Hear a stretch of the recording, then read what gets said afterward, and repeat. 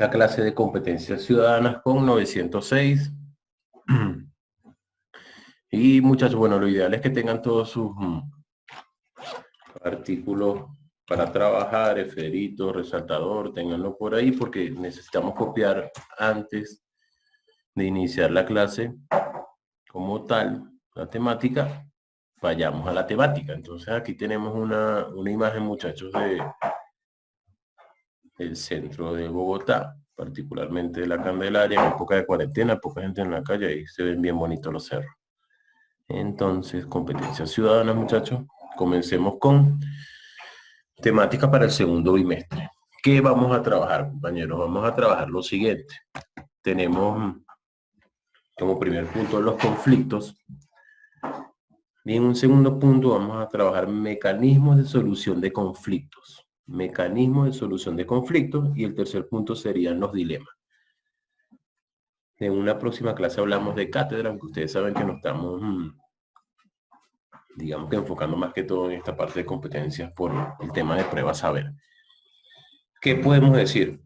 Que hablar de solución de conflictos, algunos teóricos dirían que no estarían muy de acuerdo, porque plantean que los conflictos no se solucionan, sino que se tratan. Bueno, eso ya habría que verlo en perspectiva para ver cómo cada quien va construyendo su apreciación en cuanto a un conflicto. Entonces, por favor, ya marcaron el cuaderno, lo identificaron con el bimestre 2.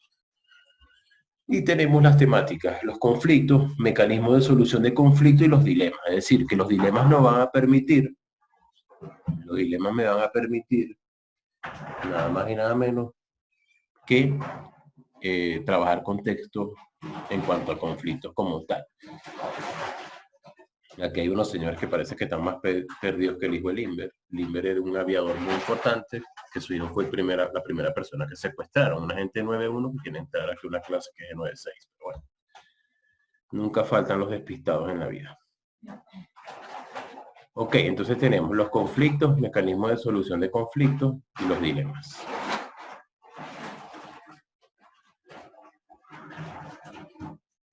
Vamos con la rúbrica, muchachos. La rúbrica para el segundo bimestre, digamos que va a estar de la siguiente manera.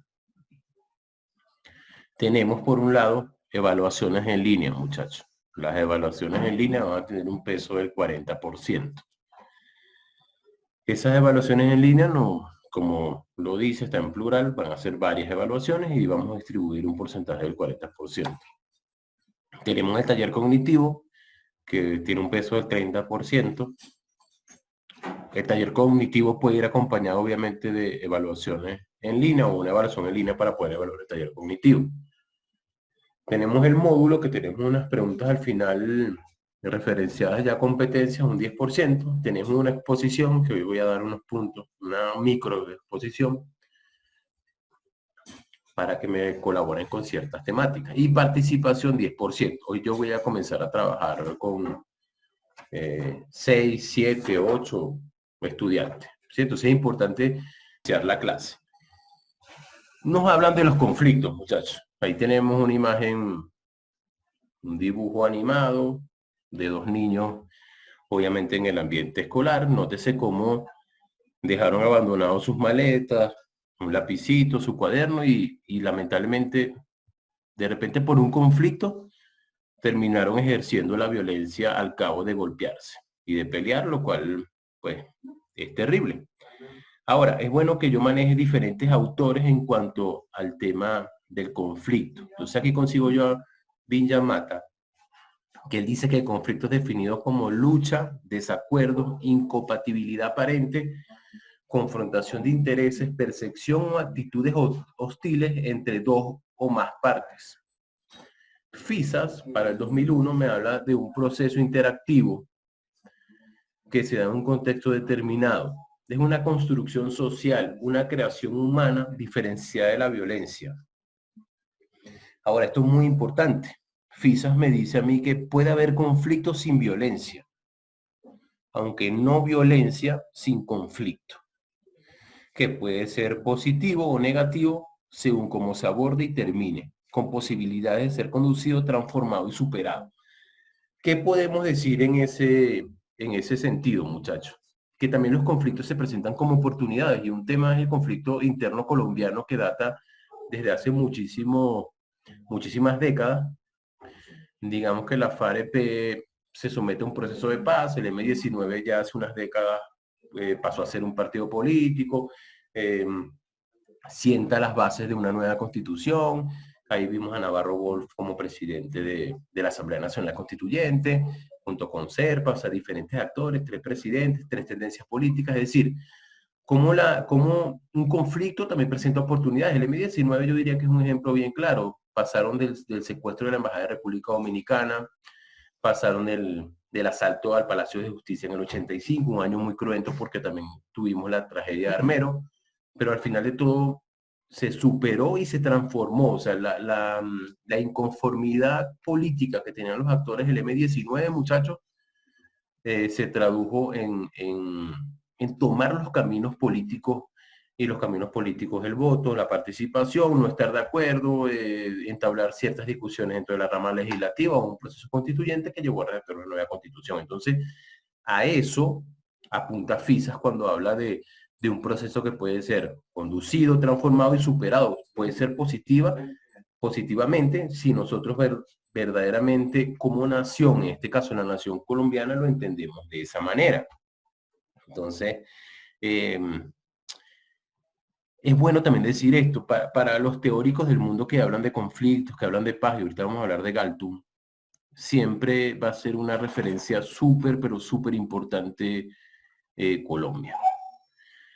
Y Colombia va a ser un espacio para su estudio porque es un espacio geográfico en Sudamérica, pero muy complejo, es decir, con guerrillas que datan o guerrillas con orientaciones comunistas, socialistas que datan de la Guerra Fría. La Guerra Fría ya no existe. Entonces todo eso lo hace muy complejo. Después le podemos anexar el tema de grupos de ultraderecha, paramilitares, entonces guerrilla, paramilitarismo, y después se le suma el narcotráfico. Entonces es un problema muy complejo, y por eso muchos teóricos se preocupan y les apasiona también el tema del conflicto interno colombiano, muchachos. Entonces es bueno que nosotros lo tengamos en cuenta. En ese sentido, yo aquí puedo seguir hablando de otros autores. Nótese cómo yo estoy aquí manejando fuentes, muchachos. Yo estoy manejando 5 fuentes de diferentes autores que me hablan a mí de la conceptualización del conflicto. Entonces, ¿cómo se le llama esto? Un arqueo de fuentes. Yo estoy haciendo un arqueo de fuentes, es decir, estoy consultando diferentes autores. No son mis conceptos, entonces yo debo ser responsable, honesto, y decir, bueno, mira, esto lo dice Entelman, esto lo dice FISA, o esto lo dice el señor Johan Galtung, por ejemplo. Entonces, el conflicto como un proceso dinámico. Voy a tomar otra vez el tema de Colombia. Cuando inicia el conflicto armado colombiano, la FAREP, digamos que alguien me puede decir, bueno, profe, que la FARC cuando nace tiro fijo, el señor Marulanda Vélez, su concepción era de defensa, él se estaba defendiendo como un campesino. Bueno, proceso dinámico, después eso cambia. Proceso dinámico, de repente al principio no teníamos el tema del narcotráfico, entonces en el proceso dinámico, que lo dice ahí en Entelman, dice sujeto permanente a la alteración de todos sus elementos, entonces se va alterando. Es decir, no es lo mismo la lucha armada antes del 90, Guerra Fría, año 80, década del 80, hablar en el 2002, por ejemplo, cuando ya la Guerra Fría tenía ya más de una década que había terminado, ya el mundo no era bipolar, no había 2 polos. Eso no trabajaba mucho con la Profetere, sino que el mundo era multipolar. Entonces no era el polo nada más de la Unión Soviética, ya no existía, estábamos hablando de la Federación Rusa, Estados Unidos, otro polo podría ser China, Japón, obviamente Alemania, el Reino Unido. Entonces íbamos a ver un mundo multipolar como tal. ¿Sí? Y a esas dinámicas está sometido también un conflicto, como se puede trabajar. Después tenemos otras concepciones que nos dicen, por ejemplo, que define un conflicto, un enfrentamiento o un choque intencional entre 2 individuos o grupos de la misma especie que manifiestan una intención hostil generalmente acerca de un derecho. Busca romper la resistencia del próximo usando la violencia que podría llevar a aniquilar físicamente al otro, es decir, a la muerte. Es decir, aniquilar al enemigo. Ya no estamos hablando de un enemigo que simplemente es enemigo en lo político, sino que en la guerra yo busco su fin como ser humano, su muerte. Y después tenemos a Aaron, que dice que el conflicto es una oposición entre grupos e individuos por la posesión de bienes escasos, por la realización de valores mutuamente incompatibles. Por ejemplo, un drama del conflicto armado colombiano es el campesinado. Entonces, una posesión muy preciada de la tierra, como de repente mucho terrateniente inescrupuloso, hasta cayendo en la delincuencia, se aprovechó del paramilitarismo para tener consigo y acumular tierra. Entonces, muchachos, que aquí tenemos un contexto medio largo y la idea es que esto sea muy dinámico. Galtung, muchachos, es un noruego de 85 años que para mi gusto debió ganar el Premio Nobel de la Paz hace mucho tiempo. Galtung, un apasionado del tema de los conflictos y un experto de la paz. Galtung tiene algo muy interesante. Galtung dice, espérame un momento, dice él, yo no puedo concebir, yo no puedo tener desde mi punto de vista científico una conceptualización de paz cuando yo digo que la paz es la ausencia de guerra. Entonces él dice, no, esto no puede ser. La paz no es ausencia de guerra. ¿Por qué? Porque si de repente hay un conflicto que nació en determinada nación por desigualdades económicas y sociales muy, pero muy marcadas, entonces esas desigualdades como tal va a llegar un momento que termina en un conflicto armado interno en determinada nación. Digamos que hay un proceso de paz, termina esa guerra interna. Pero al terminar esa guerra interna, sigue existiendo las mismas desigualdades. Hay paz. Según Galtung no hay paz, porque hay ausencia de guerra, pero sigue existiendo violencia. Entonces Galtung va a manejar el triángulo de la violencia, que eso lo vamos a ver en la próxima clase. Él habla de una violencia directa, una violencia cultural y una violencia estructural. Entonces, como una mirada muy, pero muy analítica que hace este noruego. Entonces, imagínate un noruego que siente pasión por el conflicto colombiano. Y siente pasión por el conflicto colombiano porque sabe, siente dentro de sí que Colombia merece, digamos que, un espacio para la paz y para la construcción de una nación donde no existan tantas desigualdades también, porque eso lo maneja el señor Johan Galtung. Aquí tenemos paz. Fíjate lo que nos dice aquí un concepto de paz. Me dice tregua de guerra, sosiego tras un litigio o un desorden, descanso tras cualquier conmoción, quietud tras un motín o tumulto. No, para Galtung eso no es paz. Y no es paz porque, ¿qué llevó a esos seres humanos a hacer un motín o un tumulto o una conmoción social? Seguramente injusticia que lo llevaron a tomar esas acciones que no las justifica. Yo no puedo ser un justificador de la violencia por razones de desigualdades sociales o económicas. No lo puedo ver de esa manera, como tal. Entonces, fíjate cómo Galtung nos plantea algo muy, pero muy chévere en ese sentido. Y está el maniqueísmo. Entonces, el maniqueísmo es una postura filosófica. Fíjate que yo voy a hablar de filosofía, estamos en competencia, y a veces estando en filosofía tocamos temas de competencia. El maniqueísmo tiene que ver con, y ahí traté de buscar este dibujito donde la niña es, sin alusiones a género, la niña es la parte buena, ¿sí? Tiene una aureola, y el niño tiene cachos, tiene alitas y tiene su colita, es un diablito. Entonces, el maniqueísmo es irme a los extremos, es que esto es malo, estos son perversos y esto es lo bueno y como que no hay un punto medio como tal. Entonces eso es una posición maniquea. Cuando me dicen, por ejemplo, es que esa posición maniquea que tiene determinado político, por decir algo, tiene que ver que se va a los extremos como tal y no busca centrarse en un equilibrio en cuanto al pensamiento histórico que corresponde al análisis de determinado contexto, muchachos. Entonces, chévere. Seguimos aquí. ¿Qué podemos decir? Que ese maniqueísmo ha ahondado duramente en nosotros como la cultura occidental. Entonces nos llegamos a un punto, esto yo siempre lo hablo con el profe Jonathan, llegamos a un punto que uno dice, pero un momento, el hombre es bueno por naturaleza. Cuando hablo del hombre, hablo del ser humano. ¿O el hombre es malo por naturaleza? ¿O será que somos como el yin yang? O sea, tenemos dentro de sí nuestra parte que me puede hacer actuar mal, pero también tengo esa parte buena dentro de mí, y ahí está todo lo que tiene que ver con la ética, que es una rama de la filosofía. Entonces, chévere para nosotros también tener eso en cuenta. Pero también Galton habla de que como categoría, el ser humano tiene un patrimonio que es universal y que tiene que ver con una trilogía que es paz, violencia, humanidad. Entonces siempre ha estado presente el tema de la paz, la violencia y la humanidad. Alguien me dirá, profe, pero es que en la mayoría de las transformaciones sociales ha existido violencia. Sí, pero yo creo que la humanidad tiene que aprender de eso y saber que de la violencia a veces quedan ciertos rezagos que no van a traer nada bueno a esa sociedad donde se llevó a cabo ese cambio. Alguien me dirá, profe, la Revolución Francesa al final fue violenta, por más que los teóricos en la Ilustración hicieran cosas tan preciosas desde el punto de vista intelectual. Sí, sí. Pero yo creo, por ejemplo, en el caso colombiano, que violencia no necesitamos. Hemos tenido muchísima violencia en este país desde que éramos colonia, pasando con la lucha por la independencia y haciendo república. Entonces, más violencia, yo creo que no la necesita la república, muchachos. Y aquí tenemos el tema de la primera perspectiva antropológica de Galton, muchachos.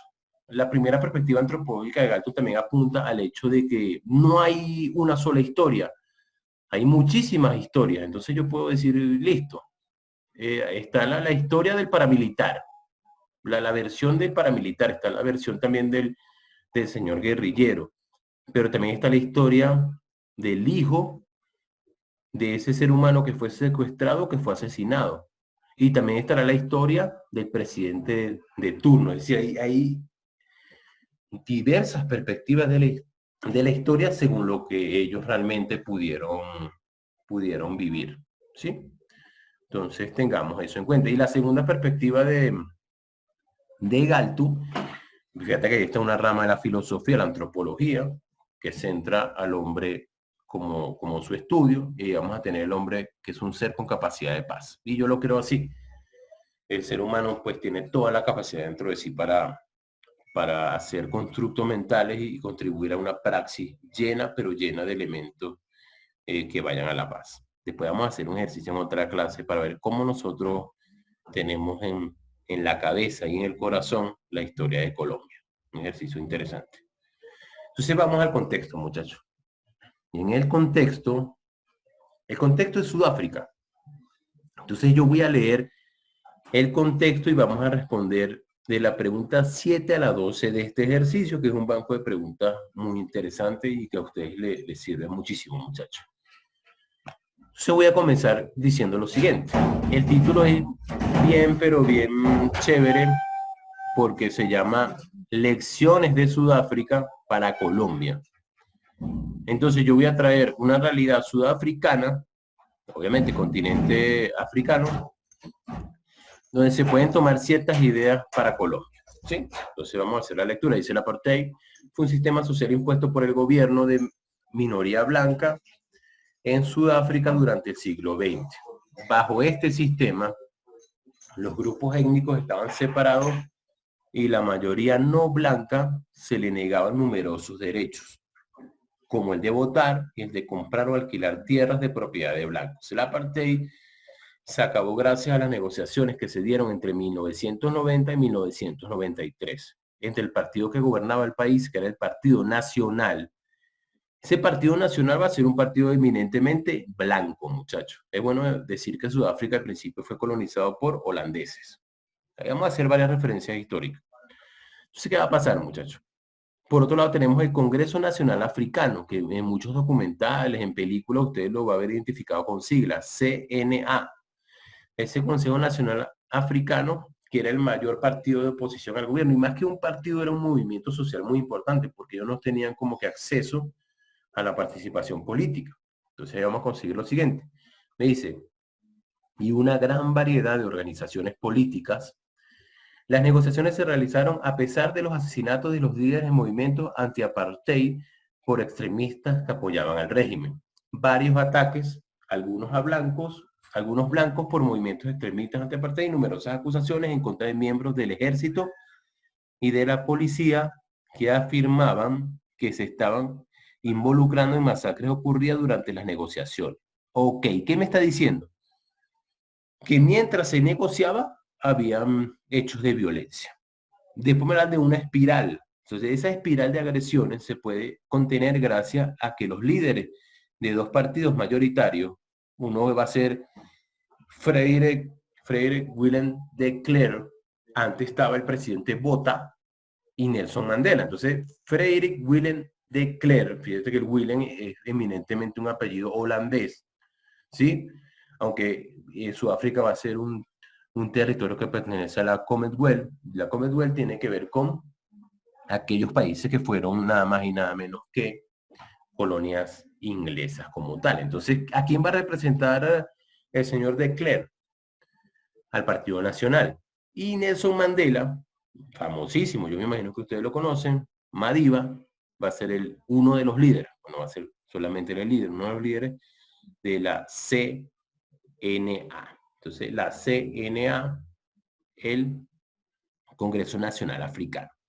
Entonces ya tenemos identificados esos líderes. Dicen, lograron negociar los fundamentos de una nación democrática y multirracial. ¿Por qué? Porque no era ni democrática ni era multirracial, porque había una supremacía blanca, repito, supremacía blanca, pero esa supremacía blanca, muchachos, iba a estar bien, pero bien identificada como una minoría. Entonces hay algunos autores que hablan de un 21% y hay otros que hablan de menos porcentaje del 100% de la población. Es decir, la mayoría de la población iba a ser afro. Entonces sigamos por aquí. Me dice lo siguiente. Se ha dicho que Sudáfrica y Colombia no son tan comparables, que mientras la uno tuvo un conflicto racial en un régimen tiránico como el apartheid, en la otra ha habido una larga guerra política en un contexto de relativa democracia entre 1958 y 2012. Ha ocasionado la muerte de por lo menos 220.000 personas. Se ha dicho que mientras en Sudáfrica se optó por la reconciliación y un modelo de justicia restaurativa basado en el perdón, en Colombia se busca superar el enfrentamiento armado sin renunciar a la justicia, la verdad y la reparación. Cuando están hablando de eso es que si un guerrillero cometió delitos sexuales, violó a una mujer, eso no es un crimen de guerra. Y esa es una discusión que se estaba dando con la JEP, muchachos. ¿Sí? Entonces hay que manejar eso. ¿Qué es la reparación? Bueno, hermano, si usted como miembro de un grupo subversivo fue y cometió una masacre en tal región, pues usted cómo va a reparar a ese pueblo, a esos familiares. Entonces a eso va dirigido el término justicia, la verdad y la reparación. Sin embargo, Sudáfrica sí es un espejo para Colombia. Tuvo un conflicto prolongado, ha dejado heridas profundas en la sociedad y ha enfrentado un difícil post-conflicto. Eso es otra cosa. El post-conflicto debe ir dirigido a limar aspereza y a buscar una sociedad que sea verdaderamente más justa e igualitaria. Entonces tenemos primero la guerra y luego la paz. Pusieron a prueba a este líder extraordinario que forjó su gran estatura moral en medio de la adversidad. Mandela les deja muchas lecciones a los líderes colombianos. Listo, entonces tenemos 7, 8, 9, 10, 11, 12. Vamos a trabajar 6 preguntas, muchachos. Vamos a trabajar con mucho ánimo. Este es el contexto. No voy a pasar todavía las preguntas. Voy a dirigirme al contexto. Le voy a trabajar el contexto, que es muy importante. Entonces, en el contexto, muchachos, es importante que nosotros manejemos lo siguiente. Fíjate bien. Aquí tenemos el líder de las CNA, Congreso Nacional Africano, Madiba, Nelson Mandela. ¿Qué va a pasar con Mandela? Bueno, muchachos, Mandela, nada más y nada menos que Mandela va a pasar 24 años en la cárcel, 27 años. Va a pasar 2 décadas y algo más en la cárcel. Y eso es bueno tenerlo en cuenta. ¿Por qué?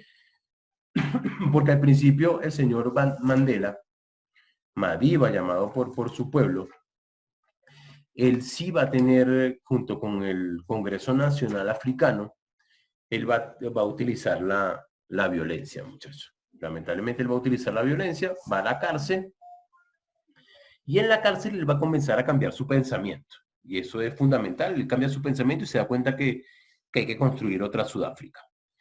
Aquí yo tengo algo espectacular. Mandela sale de la cárcel lleno de amor, negocia, cede en muchas de sus posturas. Mandela creo que tenía año y algo en la presidencia y Mandela sabía que Sudáfrica iba a organizar el campeonato del mundo de 1995 de rugby, muchachos. ¿Sí? Y los expertos decían que los campeones iban a estar entre Francia, Inglaterra y los All Blacks, que es Nueva Zelanda. Es una potencia, un país muy fuerte. Pero Mandela como líder se le mete en la cabeza que Sudáfrica tiene que ser campeona. Dice, no, Sudáfrica va a ser campeona, Sudáfrica va a ser campeona. Y comienza a buscar expertos y los expertos le dicen, Daniel Orozco tiene sueño. Y los expertos le dicen, listo, Mandela, muy chévere todo lo que tú estás pensando, pero es casi imposible. No puede ser campeón Sudáfrica porque no tiene el nivel. Y como líder, el señor va y ubica nada más y nada menos. Hay una película maravillosa de Morgan Freeman y Matt Damon, Invictus, que relata todo ese episodio de Mandela y el Mundial de Rugby. Esta es una imagen de la película y esta es la foto real. Mandela busca a su capitán, François Pienaar. François Pienaar, su papá súper racista, odiaba a los negros, según lo que plantea la película y lo que hemos leído. Y entonces él le lee un poema, le regala un poema y le dice, sí podemos ser campeones. ¿Qué pasaba, muchachos? Que el rugby iba a ser un deporte de blancos en Sudáfrica y el fútbol iba a ser un deporte afro, de negros como tal. Entonces había una diferencia muy grande. Además, esos campeones del 95 tenían un solo afro en su fila. Pero Mandela dice, listo, esta va a ser como que la oportunidad para también unir a África. Y efectivamente, Sudáfrica es campeón, subcampeón los All Blacks de Nueva Zelanda, tercer lugar Francia y cuarto lugar Inglaterra, si mal no recuerdo. Y aquí tenemos la maravilla, pues ese país lleno de conflictos es el primer país africano que organiza un mundial del fútbol como tal. ¿Qué podemos decir de la apartheid, muchachos? Que la apartheid comienza cuando ni siquiera era Sudáfrica, sino que era la colonia del Cabo en 1814. Es decir, ya comienza esa práctica de segregación y de odio racial como tal.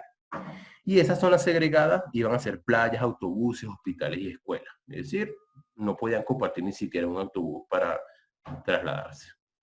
Esta bandera es la bandera, lamentablemente, de la supremacía blanca y de la Sudáfrica blanca. ¿Sí? ¿Qué pasaba? Miren, si salían a protestar los afros, lamentablemente eran masacrados en las calles, muchachos. Después tenemos aquí nosotros esta otra bandera, que era también la bandera sudafricana, pero la bandera que estaba relacionada con el CNA, el Congreso Nacional Africano. Pero cuando triunfa la idea de Mandela, la democracia y una nación multirracial, tenemos esta bandera que conocemos hoy en día, que es la bandera ya de todos, blancos, afro, y es la bandera que unifica a Sudáfrica como tal. Entonces, para que lo tengan ahí en cuenta. Pregunta 7, entonces, me van a preguntar lo siguiente. ¿Por qué chocaba la propuesta de eliminar la segregación racial con los intereses de los blancos sudafricanos? Los blancos estaban en el poder, me dicen. Opción A, porque tendría que compartir el poder económico y político. Opción B, porque tendrían que gobernar con menos represión. Opción C, porque tendrían que compartir el uso de las armas. Opción D, porque tendrían que elaborar nuevas leyes. Pregunta súper sencilla. Recuerda que el poder lo tenía la supremacía blanca. Y cuando digo supremacía blanca, pues hay todo un término prejuicioso racial porque efectivamente lo tenía. La pregunta 8 me dice, según el informe Basta Ya del 2013 sobre el conflicto armado en Colombia, en el país ha predominado una concepción de la política en la cual la oposición se ve como una amenaza y no como un rasgo constitutivo de la democracia.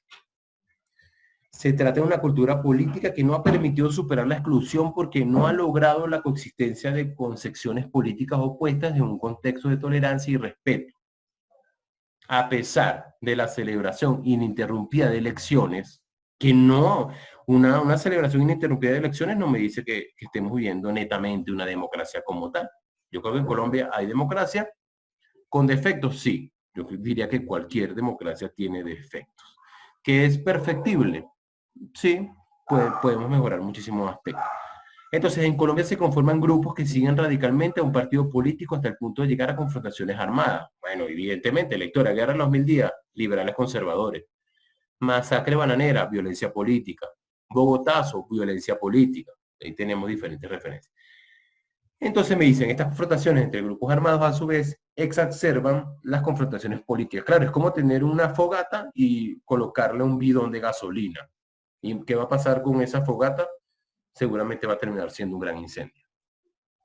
Entonces la pregunta 8 me dice, con base en lo anterior de la afirmación, en Colombia ha habido una larga guerra política en un contexto de relativa democracia. Expuesta en el texto, Lecciones de Sudáfrica para Colombia, que fue lo que leímos ahorita. Se puede afirmar que la información de Basta ya refuta el argumento expuesto en el texto, porque muestra que no existe relación entre los hechos violentos y la cultura política.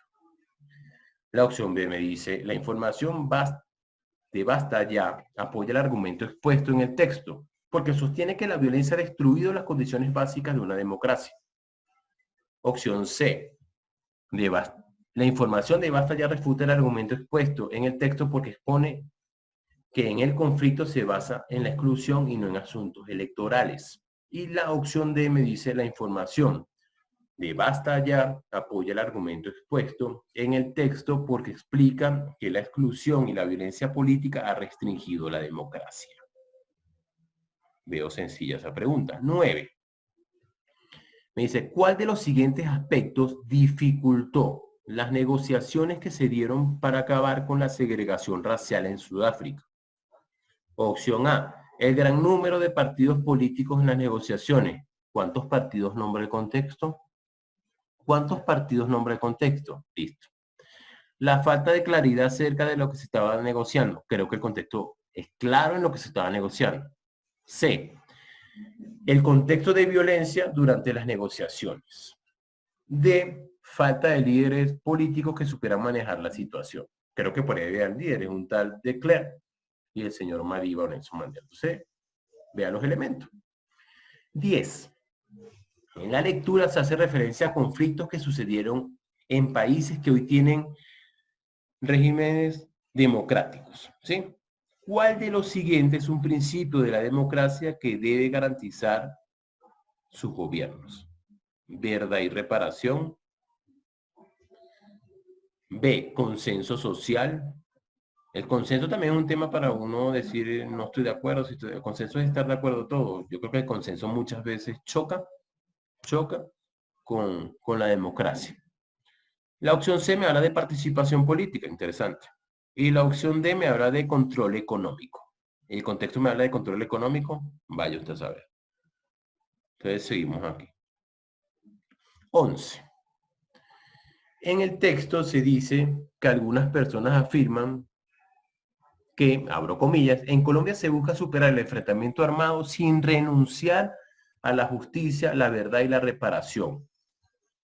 ¿Cuál puede ser la intención de quienes afirman esto? Opción A, plantear un proceso de paz en el que se conozcan y se sancionen los delitos cometidos. B, involucrar al Estado y a los grupos armados en un proceso de paz para acabar el conflicto. Opción C, diferenciar el conflicto colombiano de otros que hay en el mundo. Y opción D, señalar la necesidad de terminar el conflicto armado lo más pronto posible.